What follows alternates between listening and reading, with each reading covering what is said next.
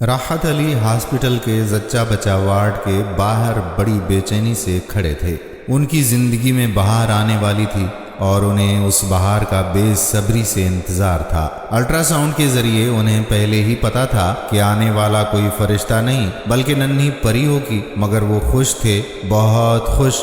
اپنی حیثیت سے بڑھ کر خرچ کرنے میں مصروف تھے۔ ان کی معمولی سی نوکری تھی، جمع پونجی کچھ خاص نہیں تھی۔ جو بچی ابھی اس دنیا میں آئی نہیں تھی، اس کے کپڑے خریدے جا چکے تھے، اس کے فیڈر سے لے کر پیمپرز تک ہر چیز خریدی جا چکی تھی۔ دوائیوں اور ہسپتال کے سارے اخراجات ملا کر اب تک تقریباً 20,000 روپے خرچ ہو چکے تھے۔ انہوں نے 10,000 تک کا تخمینہ لگایا ہوا تھا۔ مزید پیسے ایک دوست سے ادھار پکڑے تھے۔ کوئی بات نہیں، خوشی کے موقع پر تو اتنا خرچہ ہو ہی جاتا ہے۔ پھر ایک خوشخبری، ساتھ ہی نرسوں اور آیاؤں کی قطار، سب کی تھوڑی تھوڑی خدمت ضروری تھی۔ سب کو مٹھائی کے پیسے دیے تو ایک ننھی منی سی پری کو گود میں لینا نصیب ہوا۔ گود میں لیتے ہی کلیجے کو ٹھنڈک لگی، پیسے پورے ہو گئے۔ آج راحت علی صاحب کی بیٹی کی پہلی سالگرہ تھی۔ زیادہ خرچہ افورڈ نہیں کر سکتے تھے۔ آفس سے کچھ پیسے ایڈوانس پکڑ کر ایک چھوٹی سی پارٹی رکھی تھی، کچھ اپنے رشتہ دار اور کچھ بیگم کے، اور بس۔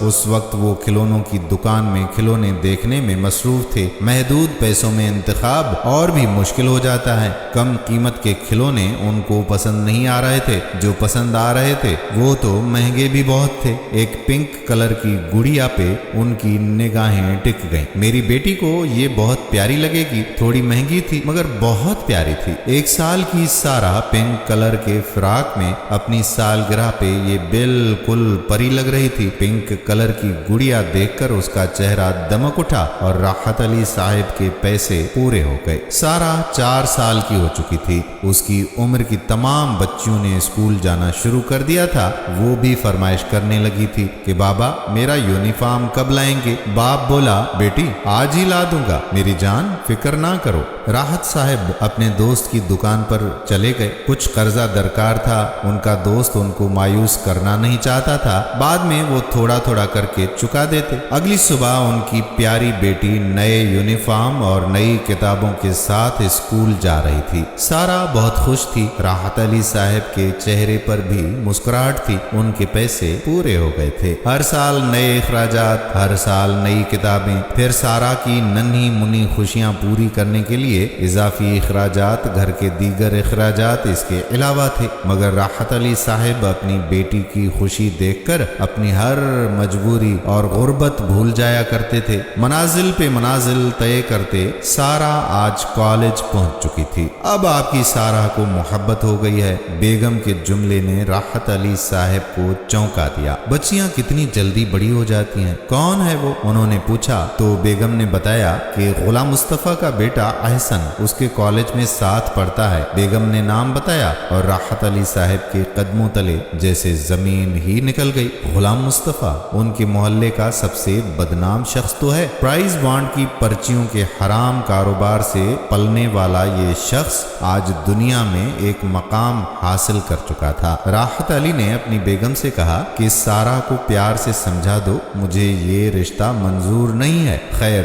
انہوں نے یہ فیصلہ بیگم کو سنا دیا۔ سارہ یہ جو سب کچھ سن رہی تھی آگے بڑھی اور اندر کمرے میں آ کر کہنے لگی، بابا آپ کون ہوتے ہو میری قسمت کا فیصلہ کرنے والے؟ احسن میری محبت ہے اور میں اپنی محبت پہ کمپرومائز کرنے کے لیے تیار نہیں ہوں۔ میں نئے زمانے کی پڑھی لکھی لڑکی ہوں، کوئی بھیڑ یا بکری نہیں ہوں جسے آپ اپنی مرضی سے کسی بھی کھونٹے سے باندھ دیں گے۔ اگر آپ اپنی مرضی سے میری شادی احسن سے نہیں کریں گے تو میں عدالت کا دروازہ کھٹکھٹاؤں گی۔ سارہ کا جواب 2 ٹوک تھا، باپ کے پاؤں تلے زمین ہی نکل گئی۔ ایک پڑھی لکھی بیٹی کے آگے باپ لاجواب ہو چکا تھا، زبان گونگی ہو چکی تھی۔ سارہ اپنا فیصلہ سنا کر واپس اپنے کمرے میں جا چکی تھی اور راحت علی صاحب کو ہکا بکا چھوڑ گئی تھی۔ اگلے دن صبح لوگوں کو کمرے سے ایک باپ کی لاش، جس کی زندگی کا سارا سرمایہ ڈوب چکا تھا، موت کا سبب دل کی دھڑکن کا بند ہو جانا تھا۔ لاش کے پاس ایک گڑیا پڑی تھی، پنک کلر کی گڑیا۔